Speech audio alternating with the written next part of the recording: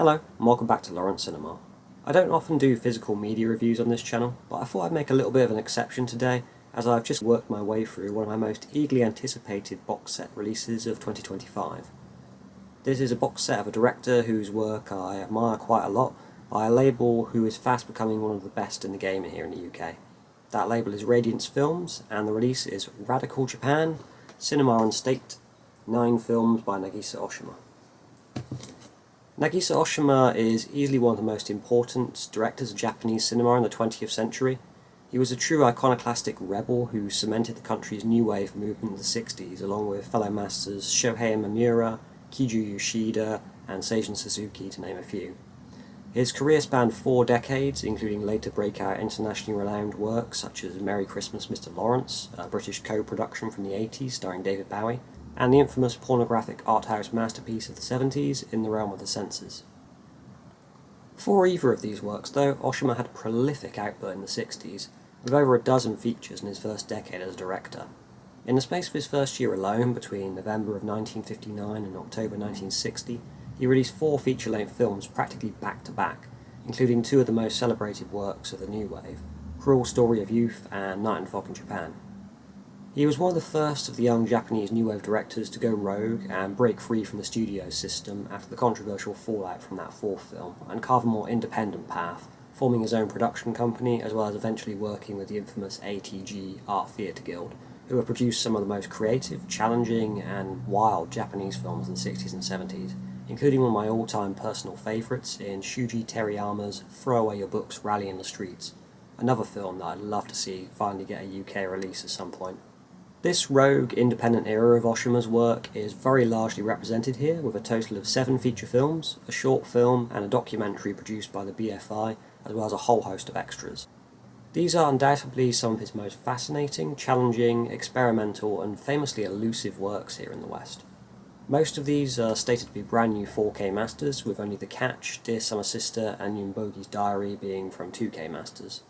Almost all of these films are making their English-friendly physical media debuts, with only his 1968 film Death by Hanging and the short Yunbogi's Diary having both previously been released together by Criterion over in the US on DVD and Blu-ray, and his 1995 100 Years of Japanese Cinema documentary being previously available on a UK Blu-ray, courtesy of the BFI's release of Kon Ichikawa's An Actor's Revenge. On the subject of Criterion, there is absolutely no crossover here with their Eclipse DVD box set Oshima's Outlaw 60s, which features another 5 of Oshima's 1960s works. This is certainly a good thing, as Criterion have recently announced that they are resurrecting that Eclipse line and bringing select bestsellers to Blu-ray in the near future, so it's surely only a matter of time until those get an upgrade too. Between both these sets is pretty much everything he put out in that period, with only a couple of exceptions. One of those is a very rare period film he made for Toei called The Christian Revolt in 1962, and the other is a curious animated work called Band of Ninja from 1967. The latter of which did feature on the box set released by Carlotta a few years ago in France, but that featured French subtitles only. That release is the closest comparison to this set, as it features nearly all the other films. The trade-off here, though, being that we get 100 Years of Japanese Cinema, which wasn't on the Carlotta set. It's a fair trade-off though, in my opinion, as it's a much more interesting work. Anyway, on to the films. If you're new to Oshima, some might say that this box set is not the best place to start due to a lot of the film's unconventional structures. I would echo that sentiment somewhat and say that an ideal place to start to ease yourself into Oshima's work would be his breakout film Cruel Story of Youth, followed by something like Pleasures of the Flesh or Violence at Noon from the Criterion Eclipse set. But that being said, would I still recommend this set to a newcomer of Oshima's? Absolutely. If you're at all curious about his cinema or the Japanese New Wave in general, then do not hesitate to buy this limited edition set, as you'll likely regret missing it before the limited run of 5,000 sells out. No 2 Oshima films are ever really that alike. He changed his style so rapidly from one film to the next that there isn't too much of continuity to an Oshima style, so there's not too much of a need to experience his films in a specific order. There are thematic links and ideas, of course, that carry across multiple films, but you'll find the approach to be very different from one film to the next. Having said that though, I would say that the best place in this set to start would have to be Boy. It helps that it also happens to be one of his finest works. If you're a fan of Bong Joon-ho's Parasite and its exploration of societal wealth inequality through the eyes of a lower class family who use deception and fraud to survive, then I think you'll really like this one. It's a lot less blackly comic than Parasite, but just as powerful and engrossing. It's also beautifully filmed too. A lot of Oshima's 60s works are black and white, quite a few of them using handheld documentary-style cinematography, or intentionally theatrical staging. Boy, on the other hand, is filmed almost entirely on location, in colour, cinemascope, and makes great use of all its locations with artistic angles that utilise negative space in really excellent ways, framing characters in ways that really trap them in their environments. His 1971 film The Ceremony is another colour cinemascope feature, and it's undoubtedly his most lavish and sprawling work. It was one of the first to get international acclaim too. Like Boy, this one is a bit more straightforward and accessible than the other films featured here. Its melodrama narrative centres on extended family history and is mostly told through flashbacks and memories of various wedding and funeral ceremonies. There's a lot more political and thematic depth concerning pre- and post-war Japan, as well as Japan's troubled relationship with Manchuria that's weaved into the work also, which adds extra depth and nuance to it on further viewings, but it can certainly still be appreciated on its own merits without that context. There's some really beautifully composed scenes here, and some great use of impressionistic lighting and some really great moments in general. There's a wonderful blend of melodramatic intensity with an almost farcical level of insanity in certain later scenes that I really admired. I also love the little bawdy song someone sings about Sada Abe in one sequence, something that brilliantly foreshadows the subject of the director's next international hit in the realm of the censors. Death by Hanging is probably the most well-known film in this set, and will be a great place to go next. It's a thoroughly odd, probing and strange work that runs the gamut of documentary, drama, absurdist satire, and surrealist cinema essay that explores both capital punishment and xenophobia in post-war Japan. I remember not knowing what to make of it the first time round, due to the switching from deadpan seriousness to comical farce, but on a second watch it went right up as one of my favourites of Oshima's. It's an absolutely unique work that forces the viewer to engage with its myriad of topics that it explores, whilst also being constructed with some of the most creative filmmaking choices I've ever seen. It's a film that also primes you somewhat for some of Oshima's trickier and even more avant-garde stuff. I would say that Death by Hanging was absolutely his most successful and cohesive from his experimental output, but his other works are still certainly something to behold in their bold originality and creative filmmaking choices.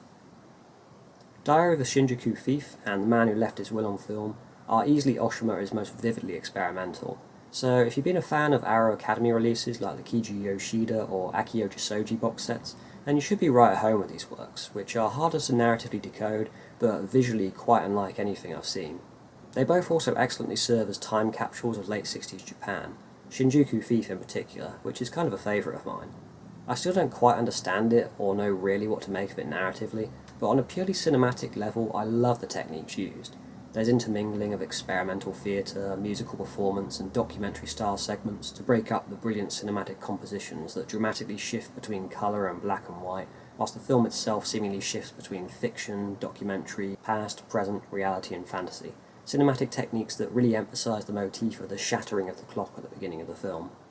If that all sounds a little messy, then that's because the film itself is kind of messy, really. I'm not sure all of it works, but I for one would much rather watch a film that admirably tries a lot of different and interesting ideas without succeeding in all of them, over something tried, tested and safe. If you have a similar view as this, then I'm sure you'll enjoy the film for what it is, a provocative and playful experiment in filmmaking that ruminates on various themes of theatricality, philosophy, theft, sex, identity, and the various contradictions of fact and fiction in cinema. While Shinjuku Thief is more abstract and avant-garde in its form and structure, then The Man Who Left His Will on Film is mostly avant-garde in terms of its content, with elements of surrealism in the questioning of memory and the re-examination of events. That doesn't make it easier to get into, but it can still be appreciated in a similar way to other surreal and avant-garde films. As the film centres on a group of young filmmakers, there are some amusing moments where the characters poke fun at film criticism, discuss the meaning in filmmaking, and get into further meta territory by making references to Oshima and his peers. As the film goes on though, the dialogue can quite often become overly obtuse and impenetrable at times, so your mileage here may vary depending on your patience for this kind of film. It's personally not one of my favourites of Oshima's, but there's a lot of great individual scenes here, as well as aspects and ideas within it that I really admired. The cinematography is fantastic, there's some really creative shots that play with light and form in really fun ways. Also of note here is the mesmerising score by Toru Takemitsu, whose work here wonderfully reminds me of his haunting work in Hiroshi Teshigahara films like Woman of the Dunes and The Face of Another. The earliest and latest of Oshima's full-length feature films that are included in this set are The Catch and Dear Summer Sister. They're easier films to get into narratively, but have perhaps ironically been amongst the hardest of his works to find here in the West until now. Dealing with an isolated village in wartime whose residents capture a black American pilot, possibly the first black person they've seen, The Catch serves as an interesting comparison of sorts to Merry Christmas, Mr. Lawrence, as both films explore Japanese race relations through the plot point of wartime prisoners. I didn't think The Catch was an entirely successful work when I first watched it prior to this set, but that could be chalked up to the bad subtitles and subpar transfer. This Radiance version, however, comes from a Japanese-supplied 2K scan, and whilst it looks a little flatter than the other black and white films here, it on the whole looks so much better than that DVD version I was accustomed to. The subtitles were a massive improvement too. I liked the film considerably more this time around, but it has to be said that it's a pretty bleak and nihilistic work, with unlikable characters, hefty themes, and very little levity, which is to say that you've got to be in the right mood for it, really. Much like his previous film Night and Fog in Japan, there's an impressive amount of long takes, or one-ers, here that have some interesting camera work that lingers on the ensemble staging from afar in some scenes, whilst positioning the camera in some very artistic ways in others. The music and sound design is also quite ethereal at times. Whilst it is more of a narratively straightforward work for Oshima and the earliest work in this set, I still wouldn't quite recommend it as a starting point, but it is refreshing to see an Oshima film in a more rural setting. Oshima's films are almost always set in cities, urban environments, and just generally behind closed doors, so I appreciated the Japanese village setting here, as the only other film of his to my knowledge that has a similar setting is Empire of Passion, which is in my opinion one of his most overlooked and underrated works from his latter period. If you're looking for somewhere to go after this box set, then check it out if you can find it, as it's a beautifully shot ghost story, the only time Oshima really dabbled in the genre. Dear Summer Sister was another one I remember really liking when I saw it a couple of years ago. It's a film that's primarily set in Okinawa, and it has a really beautiful, warm look to it. I remember Tony Raines discussing the look of the film on the Merry Christmas Mr. Lawrence Blu-ray extras, saying that it was filmed in a way that made it feel like a home movie shot on holiday, which references the fact that most Japanese would have experienced Okinawa as a holiday destination. It's one that I'm very much looking forward to revisiting soon, as the brief look through the Blu-ray shows that the 2K scan looks to fantastically capture that vibe much better than my previous viewing. Radiance have stated that both The Catch and Dear Summer Sister will be exclusive to this set, so bear that in mind if you're on the fence about waiting for standard editions down the line when this sells out. The 1965 short film Yunbogi's Diary is included on the Death by Hanging disc, and makes a good pairing with that film due to all the photographs being taken on Oshima's trip to Korea in the early 60s. It's a film entirely comprised of still photographs and narration. It's one I need to revisit to form a proper opinion on, but the photography was rather interesting.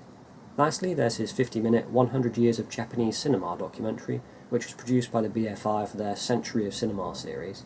It's a fantastic documentary that gave Oshima a chance to shed some light on lesser-known directors and films, rather than just waxing lyrical about Kurosawa and Ozu.